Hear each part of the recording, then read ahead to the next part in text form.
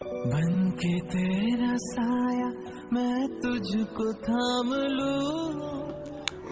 बिस्मिल्लाहिर्रहमानिर्रहीम। नमस्कार, आदाब, सलाम। मैं सरवत खान फिरदौस कंप्यूटर सपने। आज हमने एक चीज़ तैयार की थी। बच्चों ने मुझसे कहा था सर आज की सबसे बड़ी समस्या है, वो हम आपके सामने शेयर कर रहे हैं। एक समस्या को आप वीडियोस क्लिप में इसको आप बनाइएगा और हम लोग के बीच में लाइएगा। तो हम ये आपको बीच में वो चीज़ ला रहे हैं, उसके लिए हम प्रिपेयर नहीं है, इस समय प्रिपेयर नहीं है। फिर भी हमने जो दिल में कुछ छुपा हुआ है वो हम इज़हार बयान करने वाले हैं। सुनते हैं आप लोग कितना इससे आप जो है एक्टिव हैं। एक समस्या हम लोग के बीच में आ रही है एजुकेशन की, माँ बाप की और बॉयफ्रेंड होकर फ्रेंड की आ रही है।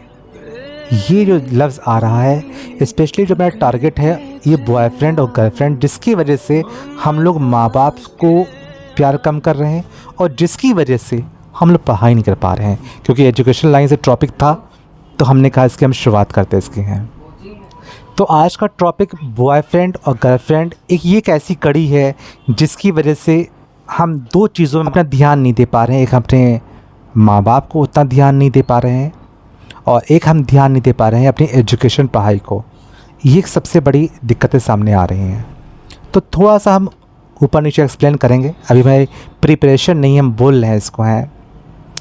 अक्सर एक लैंग्वेज हम लोग सुना करते हैं कि ज़िंदगी में पहला प्यार कभी भुला नहीं सकते हैं। चलो मैंने इसको माना, हम भी इसको मानते हैं सरवत खान, पहला प्यार नहीं भुला सकते हैं। यानी जिससे भी पहला प्यार किया जाता है उसे कभी मरते दम तक ही भुला नहीं सकते, वो पक्का होता है, सजीव होता है। तो भैया क्यों अपने माँ बाप को आप भूल जाते हो किसी गैर इंसान के आने पर? कहो वो पहला प्यार नहीं है जो वो औरत से प्यार किया, लड़की से प्यार किया, वही मेरा पहला प्यार है। यानी तुमको फिर प्यार के डेफिनेशन नहीं फिर पता होगा। फिर हम उसी से पूछना चाहते हैं, जो पहला प्यार उस लड़की को प्यार कहता है या उस लड़के को प्यार कहता है, बात तो फिर से समझ आती है। और जिसने आपके लिए अपने आप को आज बूढ़ा बनाया। कहते हैं बच्चे के पैदा होने में न जाने कितनी हड्डियों के बराबर दर्द होता है जब बच्चे की पैदाइश होती है। जब वो बच्चा जो बनता है वो खून से बनता है, खून के लोथड़े से बनता है बच्चा। उसके बाद जब पैदा होता है तो उसके औरत जो जन्म देती है, उसकी माँ, देखा जाए उसकी कैल्शियम में कमी हो जाती है, जो क्योंकि वो हड्डियों सबसे मिलकर बनता है। बीपी की शिकायत हो जाती है, शुगर की शिकायत हो जाती है, उसकी आंखें कमज़ोर हो जाती हैं उस औरत की। उसकी जो जवानी की ताकत, जितना उसने खाया पिया होता है, वो सब कुछ उसका वेस्ट हो जाता है। उसके बाद जब हम दुनिया में आ जाते हैं, उसके बाद वो रात में जो लेटना, दूध पिलाना, पेशाब करना, अगर ऑपरेशन से बच्चा हुआ तो पेट के टाँके भी हमारी बदसूरत हर इंसान को, हर औरत को खा सके, उस माँ को अपने जिस्म से बहुत प्यार होता है। हम आप भी गौर करिए, कहीं चोट लगने ना पाए, कहीं कटने ना पाए, अपना पेट कटवा के उस बच्चे को, टाँके लगवा के उस बच्चे को दुनिया में लाए। उसको अगर मेरे पास इतनी प्रॉपर्टी नहीं है तो हम प्राइवेट दूध भी उसके लैक्टोजन परचेज़ करते हैं। कितने मिलता है? 350 रुपये का नियर अबाउट मिलता है इस समय। तो वो 350 हफ्ते में दो तो बच्चा पी ही लेता है। हम पहुंचा रहे हैं, कोशिश कर रहे हैं कि काश मेरी बात को किसी भी आज की तौर तरीका है, हम वो लफ्ज़ का इस्तेमाल कर रहे हैं, लैक्टोजन का भी इस्तेमाल कर रहे हैं कि वो उसको माँ बाप कहीं से भी लाते हैं। उसके लिए जब वो बीमार पड़ जाता है तो उसके लिए अब्बू के पास इतनी पैसे नहीं है, तब भी उसके लिए अच्छी से अच्छी चीज़ लाते हैं। कहते हैं कि जब बच्चे सोचते हैं मेरे पापा जो एक बादशाह हैं, या तब बाप ज़िंदा होते हैं तो दुनिया की हर चीज़, अब्बा मेरे ये ला देना। वो समझते हैं अब्बा है अंबानी, अब्बा है अंडानी, अब्बा है नाने कौन कौन, टाटा बिरला। क्योंकि वो समझते हैं बड़ी से बड़ी कार वो कहते हैं कि मेरे पापा हमको ला देंगे, ऐसे बोलते हैं। एंड पास करना। तो हर एक बच्चा अपने माँ बाप को टाटा बिरला, अंबानी, अंडानी ये सब समझ रहा होता है। भले पापा मज़दूर होता है लेकिन उसकी नज़र में, क्योंकि वो अभी ना समझ होता है, तो वो समझता है अगर हम टार्जन गाड़ी, अभी मेरे बेटे ने हसरत ने मुझसे कहा था कि अब्बा हमें टार्जन गाड़ी लाइएगा, वो अपने आप चलती, आप पीछे बैठेगा, वो अपने आप चलती रहेगी। तुमने कहा वही जो वो दिखाते हैं, वो अजय देवगन से आत्मा घुस गई थी, कहा हाँ वही वाली पापा। यानी अब उनको वो गाड़ी ला के दी जाए, ठीक है ना। मुझसे कहते हैं वो नहीं, वो कौन सी गाड़ी होती है, एक होता है सफारी और एक होती है गाड़ी लंबोर्गिनी, पापा वो चाहिए अब्बा मुझे कहते हैं। पापा की हैसियत है नहीं है, पर वो समझता है कि पापा लंबोर्गिनी ला देंगे, ठीक है ना। उसे लगता है कि उसे सब ड्राइव हो जाएगा उसको। तो हर बच्चा अपने पापा को एक राजा से कम नहीं समझ रहा होता है।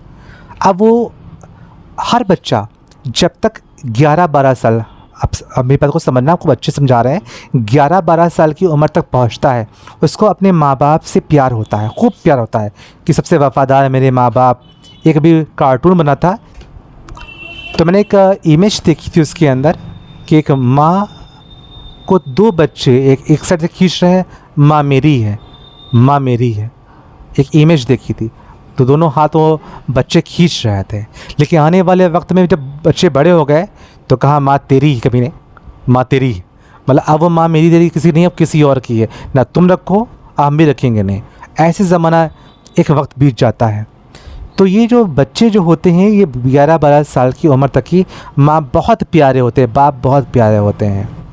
और जब ये 12 के बाद 13, 14 और 19 तक की दुनिया के सबसे बड़े दुश्मन यही माँ बाप होते हैं। इस जहाँ टीन लगा होता है, हम भी और आप भी उस एज से गुज़र चुके हैं, गुज़र रहे थे और गुज़रने वाले जो भी हैं जैसे भी हैं। तो जहाँ पास टीन लगा होता है, ये वाली एज, बल्कि 24 साल तक भी कहेंगे, दुनिया के सबसे ख़राब इंसान मेरे माँ बाप होते हैं और सबसे अच्छा मेरा दोस्त और मेरी गर्लफ्रेंड होती है।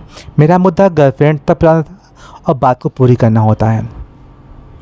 जब हम लोग लेटे होते हैं, अब गर्लफ्रेंड पे आइए, बात बहुत लंबी है, हम इसको फिर से वीडियो बनाएंगे, दोबारा फिर से बनाएंगे, लेकिन इसको हम बता रहे हैं जहाँ हम बिस्तर में लेटे होते हैं और वही हम 19, 16 और 15 एज में चल रहे होते हैं, तो हम अपनी वही रज़ाई, वही कंबल, वही चादर में सबसे पहले मोबाइल भी किसका, जो मेरे अब्बू की कमाई का था। मैं भी उस समय कमाई भी मेरी नहीं होती होगी। और किसके बिस्तर पर लेटे हैं, अपने अब्बू के बिस्तर पर लेटे हैं। और किसका खाना खाए लेटे हैं, अपने अब्बू खाना खाए लेटे, क्योंकि हम टीन में चल रहे हैं। और किसका सुबह उठे हैं, 6 बज रहा है, अम्मी ने कहा उठो उठो उठो, नहीं उठ रहे हैं, लेकिन उस मेरी गर्लफ्रेंड का, मेरे बॉयफ्रेंड का मैसेज आ गया है, अब मेरी नींद उड़ गई। आप उसको लिख रहे हैं, उसके लिए हम व्हाट्सएप पे ढूंढ रहे हैं, फेसबुक पे ढूंढ रहे हैं और गूगल पे ढूंढ रहे हैं। आज हम अपनी शिजुका के लिए या अपनी मारिया के लिए ढेर से अच्छी शायरियाँ ढूंढ रहे हैं जिससे वो मेरी इम्प्रेस हो जाए। आधा घंटा उसके लिए नए नए स्टेटस निकाल रहे हैं कि अब वो मुझे इम्प्रेस हो जाए उसके लिए, और अच्छी से अच्छी बातें लिख रहे हैं। 5 मिनट खूब ढेर से सुबह उठना, तुमने खाना खाया कि नहीं खाया, अम्मा उठा करके गई, उनसे नहीं पूछा, उससे पूछना तुमने चाय पी लिया, मुंह धो लिया, तुम कैसी हो, अम्मा से कुछ नहीं पूछा। जब बहुत देर बात कर लिया, उसके बाद उसने खाली लिखा था GM, मेरी गर्लफ्रेंड ने लिखा था सिर्फ GM, और GM के चक्कर में उसके स्टेटस ढूंढ रहे हैं व्हाट्सएप से, फेसबुक से कि यार इनको GM को ऐसे सेलिब्रेट करें। और हम इतना लिख करके आए और उसके बाद में उसने क्या करा, लास्ट में एक हल्की सी स्मोकी बनाई जिसमें हल्की लाइट मुस्कुराहट वाला एक लोगो, उसको बोलते क्या उसको है, इस इमोजी से बना के भेज दिया कि मुस्कुरा दिया, हम ठीक हैं। उसके इस इमोजी पे ही खुश हो गए। 10 मिनट लिखा, स्टेटस चुराया गूगल से, फेसबुक से, और उसको इम्प्रेस कर डाला, और उसने लास्ट में क्या करा, एक हंसता हुआ मुंह का एक लोगो भेज दिया हमको, और उसमें हम खुश हो गए, पहुंचा रहे हैं। उसके बाद वो कमीना लड़का जो उसने इमोजी में खुश हो गया और 15 मिनट उसको ढूंढने में लगा दिया और तमाम स्टेटस को डालने में लगा दिया। अब वो जो ब्रश करने वाला है वो भी अपने अब्बू की कमाई का, अपनी अम्मी की कमाई का। उसके बाद जो चाय पीने वाला है वो भी अपने माँ बाप की कमाई का। तो उसके बाद जब वो बंजन कर रहा होता है, नहा भी रहा होता है, जो शावर यूज़ कर रहा होता है, जो टॉवल यूज़ कर रहा होता है, उसे खुद ही कमाई करनी, उससे पहले जो मोबाइल यूज़ कर रहा है खुद कमाई, रिचार्ज भी खुद कमाई करनी होता है, और दुश्मन भी उसे समझदारी से कमाई का यूज़ कर रहा होता है। और कर किससे रहा होता है? एक अपनी GF से, और वो भी फ्रॉड कर रही होती है, वो भी टीन एज की लगी होती है। अगर उससे कहता है घर छोड़ोगे, तो वो भी धोखा देने के लिए माँ बाप को तैयार रहती है, हम छोड़ देंगे, हम छोड़ देंगे, तुम छोड़ोगे, जो अम्मी के कुछ रुपए निकाल लाना, कुछ जेवर निकाल लाना, वो निकाल भी लाएगी, माँ बाप को धोखा दे देगी वो, क्योंकि वो वहाँ तक वो दुश्मन है आपके, माँ बाप दुश्मन है आपके। वो भूल चुकी होती है, भूल चुका होता है कि जिस घर में रह रहे हैं, जिस खाना खा रहे हैं, जो मोबाइल यूज़ कर रहे हैं, जो कुछ ज़िंदगी जी रहे हैं, जो कपड़े पहने हैं, वो सब मेरे नहीं है, वो किसी उसके भी नहीं है, जिसको इमोजी भेज के मुस्कुराती है, और जो मुस्कुराने के लिए वेट कर रहा हो उसका भी नहीं होता है, बस एक सिर्फ एडिक्शन ओनली होता है। उसके बाद में यही इज़्ज़त को, यही आपकी ख्वाहिशों को सब तोड़ रहा होता है। अकल कब आती है? अकल कब आती है? जब हम 24 हुआते हैं, 22, 24, 25, 27, तब कहते हैं बेकार पे टाइम वेस्ट कर रहे थे हम इसमें, ना वो मेरे साथ दे पा रही होती है, ना मैं साथ दे पा रहा होता है, और तब तक मैं 24, 25 को छू रहा होता हूँ, अपना पूरा करियर ख़राब करे बैठा होता हूँ। ना मैं DMSP की पढ़ाई पढ़ पा रहा होता हूँ, ना मैं चार्टर्ड अकाउंटेंट पढ़ पा रहा होता हूँ, ना मैं B.Ed C.Ed कर पा रहा होता हूँ, और बस सेव करना है अपने आप को, बस सेव करना है, तो बस इसी टीन एज में सेव करना होता है।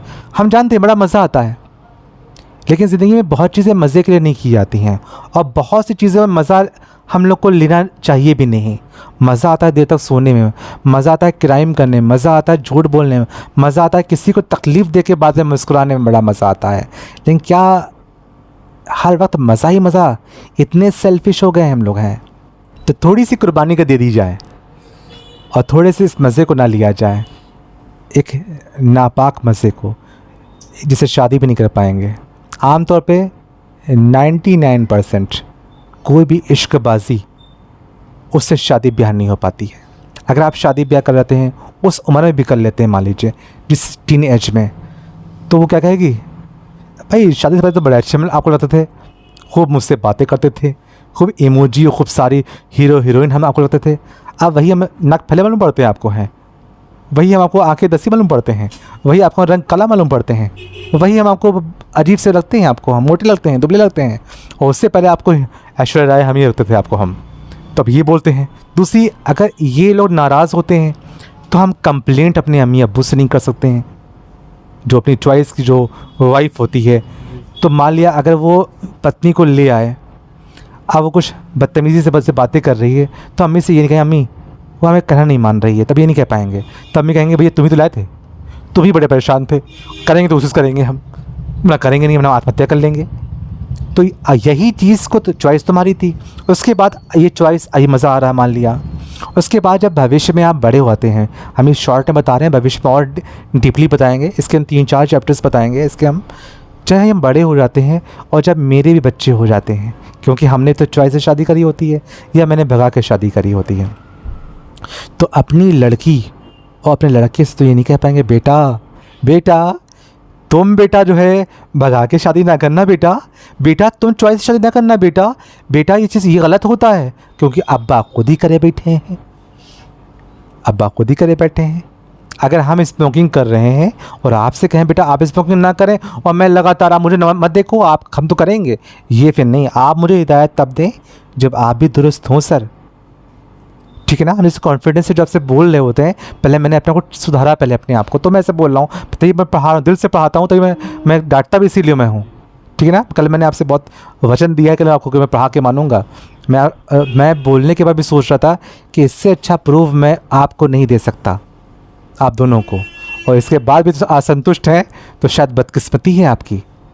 तो अब आई उन्हीं बच्चों की बात आई कि जब कल मेरे बच्चे फिर करेंगे तो फिर नसीहत दे नहीं पाएंगे और फिर सही और गलत की बातें नहीं बता पाएंगे। तो एक लास्ट है कि मैंने अपने सारी एजुकेशन करियर के अंदर अपनी पूरी संक्षेप में कर रहे हैं, बाकी हम जो है आपको विस्तार से बताएंगे। मेरा लास्ट एक सार है कि मैं सरवत खान अपनी सारी एजुकेशन से मैंने सिर्फ एक ही सार निकाला है, एक चीज़ सीखी है कि बिना माँ बाप के प्यार के सब कुछ फीका है। मतलब एक सारे एजुकेशन से ये सीखा है मैंने कि बिना माँ बाप के प्यार के दुनिया की हर चीज़ सब फीका है। सीखा एंड फीका, इट इज़ ओवर।